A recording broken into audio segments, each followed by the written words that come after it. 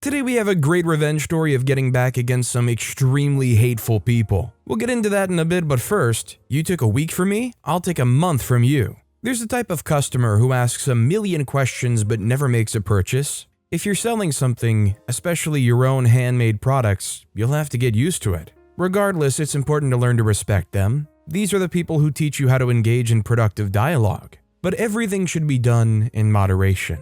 I came across one such customer who contacted me and immediately said, "I have my company's anniversary coming up, and I want to order gifts for my employees from you. 30 engraved knives." For someone like me who's struggling financially, this order was a godsend. I was thrilled and immediately said I was ready to discuss everything, promising to make the best quality and give him the biggest discount I could. He said okay, gave me his phone number, and asked me to call when he's available. Due to the time difference, it meant getting up at 5 in the morning for me, but fine. I woke up early and called. He greeted me with good morning. He was aware it was 5 in the morning for me, and started asking me a million questions. He asked about the steel grades I work with, the existing steel grades, and even my predictions about future steel. He asked about Damascus steel, discussed Damascus the city, the history of Syria, and the history of the art of weaponry. And now it was not 5 a.m., but 9.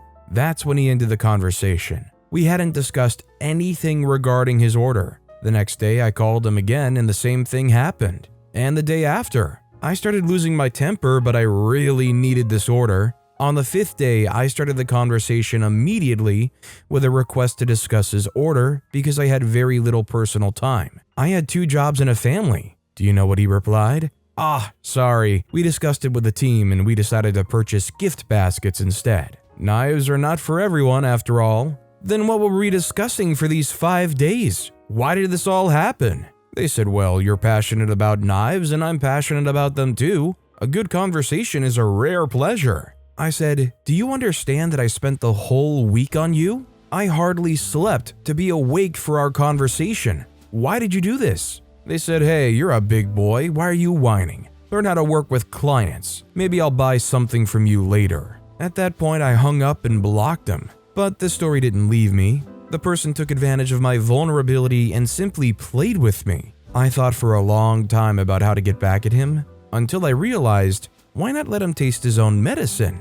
I contacted my friends in the US and explained the situation to them. After a week, they started writing to his company with requests for placing large orders. Of course, they couldn't spend 5 hours on the phone, but they didn't need to. They simply started sending them technical specifications with endless revisions. The number of revisions kept growing, and the company spent more and more time on approvals. Budgets were inflated, and my friends agreed to any additional expenses, which would never actually happen, and somewhere within a month of this circus, they unanimously decided to stop working further, saying, "Thank you, but we're no longer interested." The funniest part was when one of them received a call from my conversation partner, and he was practically yelling at them, wondering why the heck my friend wasted so much of his time. To which he received the response, "Why do you take it so personally? It's business. You couldn't convince me of the benefits of working with you. Don't call me again. Goodbye." In the end, with some ingenuity on your side, even as a small person,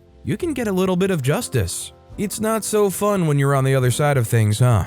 This guy's definitely some bigger business jerk who thinks that they can yank other people's chains and get away with it, and it's just the price of doing good business, even though there's not even business being done here. Also, hi, I'm Steven, and if you enjoy awesome stories of revenge, why not hit those like and subscribe buttons down below? That said, our next story is, sent an adult toy to his workplace after he played me. So basically, out of a long-term relationship, I was lonely and wanted a casual hookup situation, but not with multiple people, just no strings attached with one person. So I was on dating sites looking for someone who wanted the same thing and who I could vibe with. I ended up talking to this guy who seemed great, looked great, and we vibed really well compared to others I'd spoken to. He started to make his feelings known quite soon, having been in one relationship from 16 to 25. I'm not wise to men's manipulative games, and so fell into the honey trap, whilst keeping my guard up still a little. Anyway, he went from asking to meet all the time, planning dates, sending goodnight texts even if I fell asleep,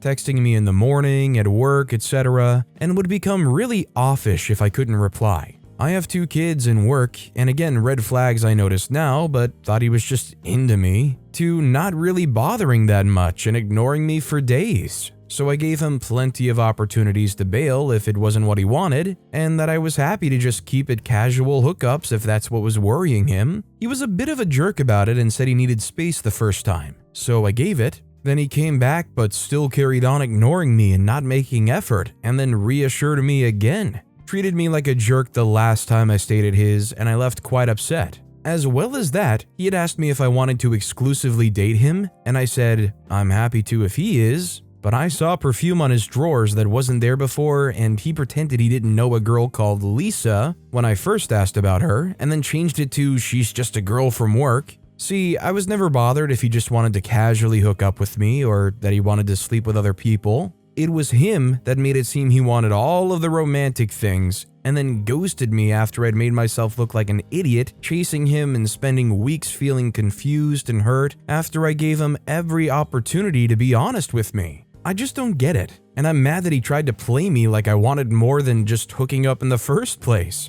and mad that he's probably making other girls feel crap too. So it's his birthday on Sunday, and I sent an adult toy to his workplace with a note saying, "Happy birthday, just a little something you can kindly go and freak yourself with. Think of me when you use it." He had told me he likes butt stuff done to him so he can use it on the other girls he's making feel like crap.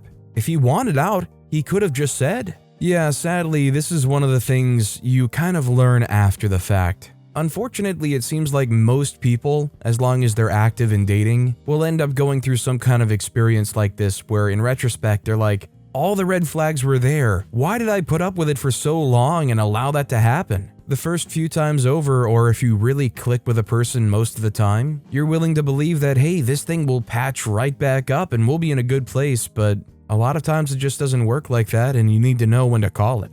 This next story is, I trolled a hacker relentlessly. One of my friends had their Instagram account hacked. The hacker then messaged me, pretending to be my friend, about a link to help him log into his new account. I knew it was a scam, but wanted to play along. I played along until I managed to get his phone number. The real fun started after that. I downloaded some texting apps and spam texted him from 10 different numbers under the pseudonym of Carnage. I did this so that even if he blocked me on one number, I'd still have a number of ways to troll him. I would say things like, "Answer boy, Carnage is speaking to you," and "You'll be begging for mercy when Carnage is done with you." He called me every swear word he could think of. I knew I got him mad. I then proceeded to spam call him from a Google Voice number with the no caller ID setting turned on, which prevented him from being able to block me. After enduring this relentless trolling, the hacker disconnected their number and blocked me on Instagram. Now, where the hacker really messed up here is they used a personal number, or a number that they're gonna feel bad about giving up.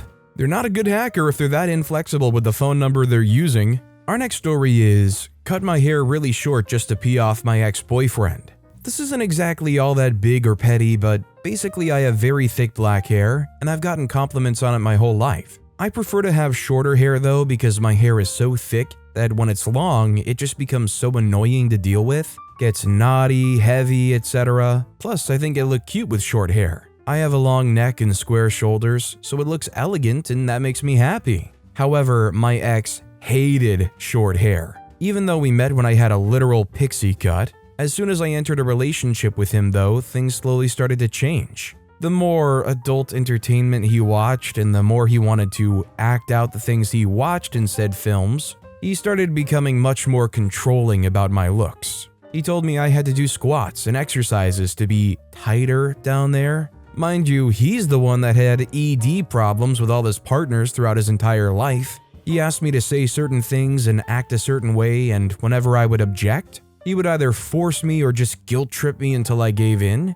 But here's the thing, his strictest rule, for some unknown reason, was that I had to grow out my hair. This was so he could pull it during, and literally he just wanted me to have long hair because it's what the girl's hair was like in the entertainment he watched. So at some point in our relationship, my hair starts getting long and annoying, and I tell him I want to cut it shorter. It was also summer at the time, so I was super uncomfy. Anyway, my ex looked at me in the eyes and flat out told me no, as if I was even asking, and said, "The least you can do as a girl is grow out your hair." I was stunned, to be honest. I didn't even know what to say back to him. My ex was incredibly affected by my looks. I think it's honestly what he cared most about me. He sexualized me because I'm Latina, abused me, and was deeply racist and misogynist. Thankfully, one day I woke up and realized that what I was experiencing was abuse, and I ended the relationship and got the heck out of there as soon as possible. So what's the first thing I did when we split?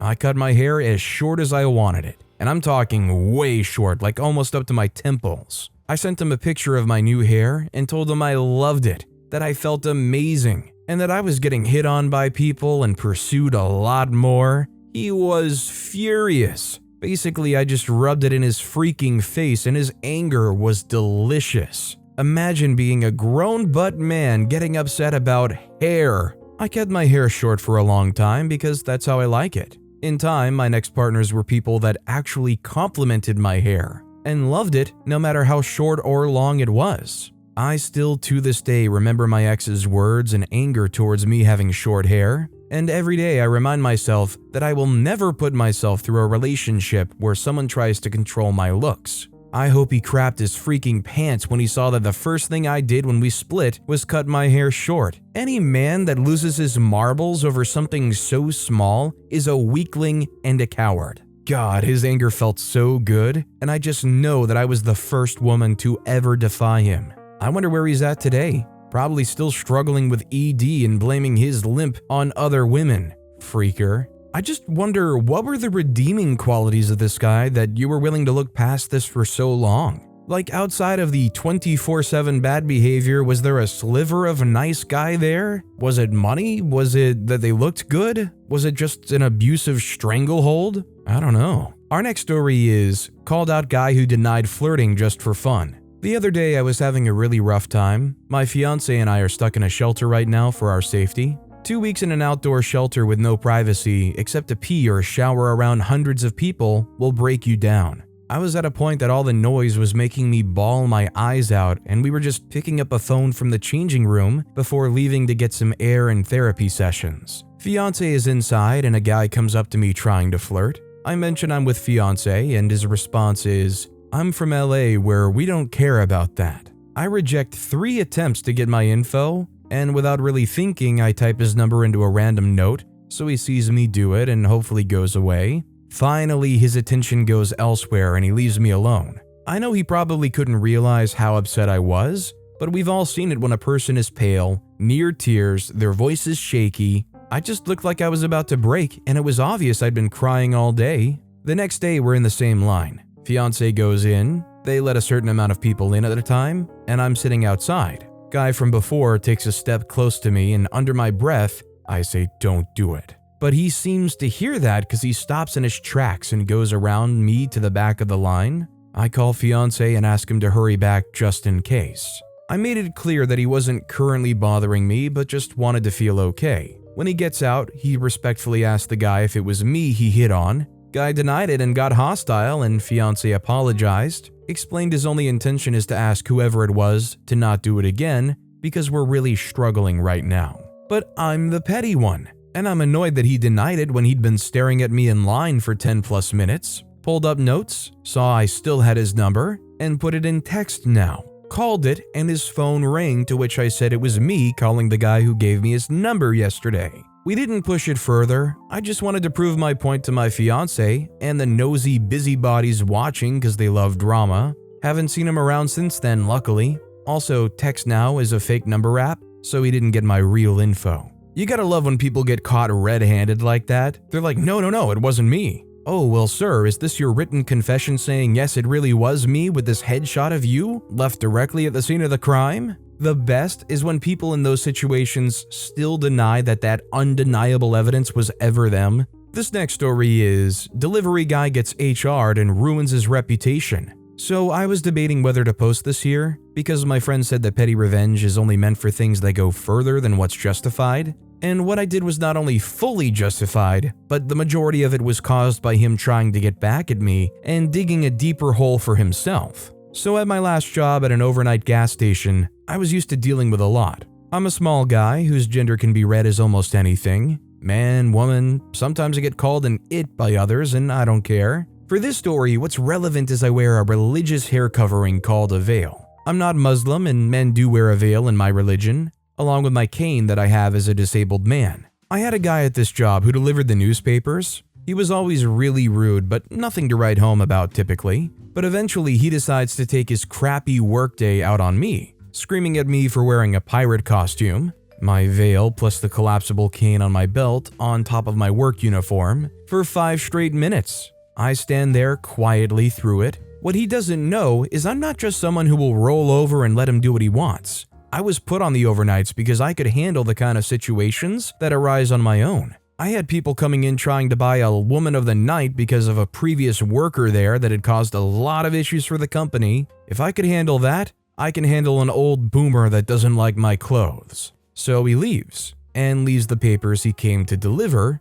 with his company phone number attached. After work, I call the number, get passed around the office to about 6 people to make the report over 2 hours, find out that the number had actually connected me to the partner company than the one he works for, get transferred to the other company, the one he actually works for, tell them I was yelled at for 2 separate legally protected classes and that it was on camera. That night, he was supposed to come apologize. Instead, he calls his CEO, who he knows personally, to complain about me. This guy is upper middle class as it's a smaller company. He's not calling a millionaire or anything. But the CEO knows how badly it could go for his company that his employee is on camera screaming at an autistic, physically disabled worker for wearing religious hair coverings while on the clock. So I get my apology from the CEO of this small delivery business instead. Months later, I find out he's trying to trash my reputation by saying I run to HR at the drop of the hat.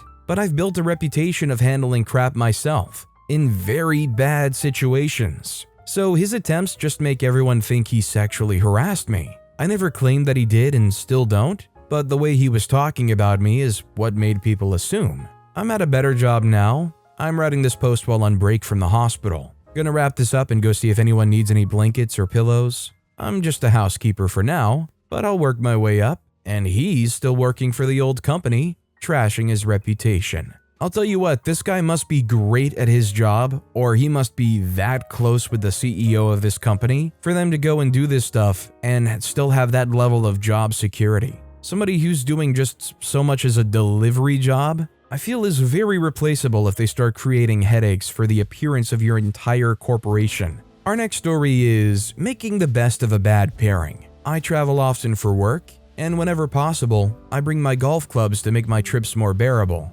This usually leads me to play solo with random golfers, and luckily I've had a great streak of pleasant pairings, thanks to the grace of the golf gods and my easygoing nature. However, my streak came to an end during my recent visit to Grand Rapids. I was eagerly looking forward to playing Pilgrim's Run, a course I'd wanted to play for a while. Unfortunately, my luck took a turn when I was paired with a husband and wife duo, and I sensed trouble from the tee box. We started on the 10th hole, a short par 4 where it's clearly designed to hit less than a driver and position the ball in an accessible part of the fairway before a straightforward pitch to the green. To my surprise, the husband, who seemed to be in his late 50s, initially walked towards the forward tees, then realized the distance and returned to the tees I was playing from, driver in hand. The starter and I exchanged a knowing glance. My streak was about to be broken. The husband dribbled his driver off the tee and off we went. Cue Stephen A's voice. However, the wife turned out to be a sweetheart and a surprisingly solid golfer. While she was not a good golfer by any means, she consistently got her weight onto the front side and made solid contact. Fast forward to the 10th green, our first hole, and the husband began berating his wife for unintentionally walking through my line and talking during my putt. Although these things didn't bother me and I made sure to let her know, by the 3rd hole, the husband had developed a routine of taking 5 practice swings before every shot, going through an elaborate pre-shot routine, changing clubs multiple times, and continued to scold his wife for infractions that he himself was committing, talking during my swing, walking in my line, and so on. He made 3 excuses for every terrible shot, and stubbornly played from the same tees as me, despite not hitting his driver as far as my 5-iron. He would drop off his wife at her ball and then leave her to walk or rely on me for transportation. He got upset when we were put on the clock and blamed our delay on stopping to get food, conveniently ignoring the 2 to 3 fairway mulligans he was taking on each hole, and the list went on. As the round progressed, I found myself in a difficult situation with nowhere to escape. As the group ahead of us was a foursome, I had to do something. That's when I decided to blow so much smoke up the wife's butt she was on the brink of carbon monoxide poisoning. I began calling her BMW, short for a driving machine. Every time she made contact with the ball, I made her feel like a member of the Ryder Cup team making the final stretch down the 18th hole. Regardless of what the husband did, I completely ignored him. It became a game within a game for me, trying new and insidious ways to mind freak the guy. It took only a hole and a half for him to start getting annoyed, and by the time we made the turn, I was certain he was having a miserable time. In the end, I shot 8 over, and his wife claimed it was the best she had played in years. Unfortunately, I never did find out how the husband fared. I love this story simply for the sole fact that this guy was a total jerk that OP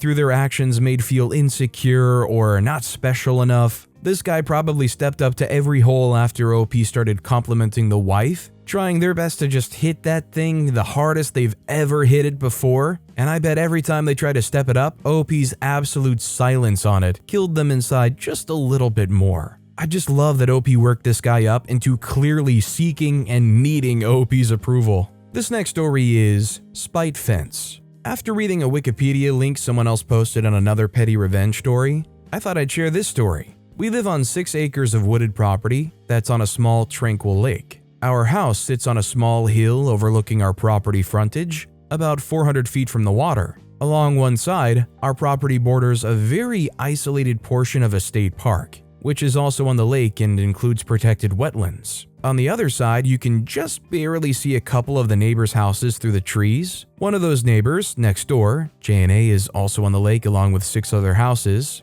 Just before we bought this property, J&A, who are nature lovers, had a lovely screened-in porch built off of their bedroom so they could enjoy their coffee in the mornings and a glass of wine in the evenings while looking out over the beautiful natural landscape, which is our property plus the state park's property/wetlands, all teeming with minks, herons, turtles, deer, etc. J&A's house is on a well-manicured quarter-acre lot. They have a beautiful little pollinator garden and other animal-friendly plants, flowers, etc. When we were in the process of buying this house, we couldn't help noticing a huge, unstained wood fence that was 8 feet high and only about 15 feet long, plopped down on the property line and not attached to anything. No other fence, nothing, just plopped. It looked so weird. Like, why the freak would anyone put that there? We asked the seller about the fence, and he told us that J&A had cut down a whole bunch of vegetation on his property without permission, and now instead of a beautiful greenery, he had to look at J&A's house.